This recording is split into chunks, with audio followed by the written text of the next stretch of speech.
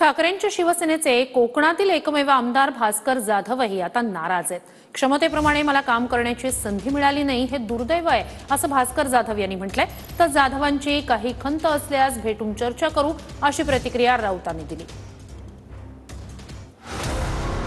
साळवींच्या पक्षप्रवेशानंतर ठाकरेंच्या शिवसेनेचे कोकणामधले एकमेव आमदार भास्कर जाधवांनीही नाराजी दर्शवली आहे। क्षमतेप्रमाणे मला काम करण्याची संधी मिळाली नाही हे दुर्दैव असल्याचं भास्कर जाधव म्हणाले। तर भास्कर जाधवांची काही खंत असल्यास आज भेटून चर्चा करू अशी प्रतिक्रिया संजय राऊतांनी दिली आहे। माझं दुर्दैव प्रत्येक वेळी मला आडवं आलेलंच आहे। खरं सांगायला गेलं तर मला माझ्या क्षमतेप्रमाणे काम करण्याची संधी मिळू शकली नाही। त्यांच्याशी आमची काली चर्चा झाली। आज आम्ही एकत्र भेटतो सगळे शिवसेना नेते आणि आम्ही काही कोणाची खंत असेल त्याच्यावर आम्ही चर्चा करू।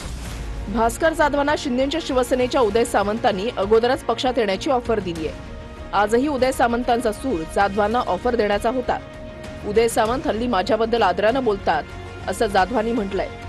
तर जाधवांचा उपयोग करून घेतला नाही हे पक्षाचं दुर्दैव सामंतांनी ठाकरेंना या शब्दात टोला लगावलाय।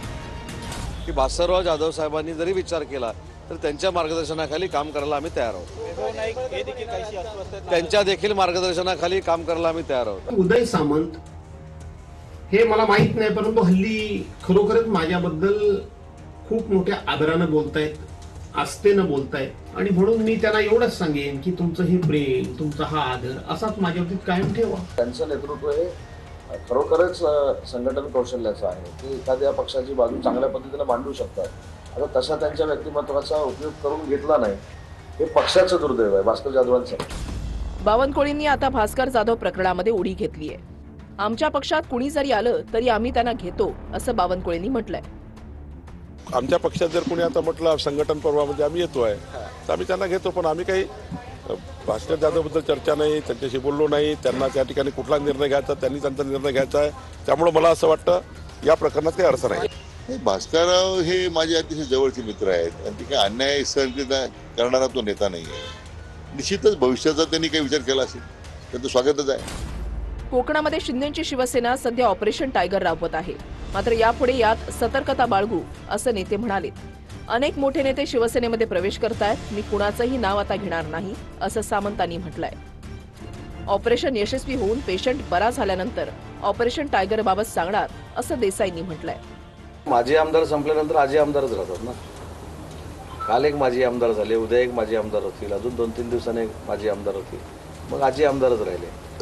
आणि पक्षातले पक्षात प्रवेश करत नाहीत, जे बाहेर आहेत तेच प्रवेश करतात।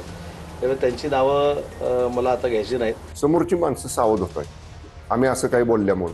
त्यामुळे आम्ही आता ठरवलंय की ऑपरेशन यशस्वी झालं, पेशंट रूममध्ये शिफ्ट झाला आणि ठणठणीत बरा झाला की मगच सांगायचं ऑपरेशन झाले म्हणून, तोपर्यंत सांगायचंच नाही। दुसरीकडे ठाकरेंच्या शिवसेनेचे नेते मात्र ऑपरेशन टायगरमध्ये तथ्य नसल्याचं सांगतात। शिंदेच्या ग्रुपच्या माध्यमातून त्यांच्याकडे असलेल्या बेसुमार पैशाचा वापर करून ज्या बातम्या पेरल्या जात आहेत, आमदार फुटतील, खासदार फुटतील, पदाधिकारी फुटतील, त्या बातम्यांमध्ये काही तथ्य नाही। भास्कर जाधव कोकणामध्ये ठाकरेंचे एकमेव आमदार उरलेत। त्यांनी ही नाराजी दर्शवल्यानं ठाकरेंची शिवसेना अडचणीत आली आहे।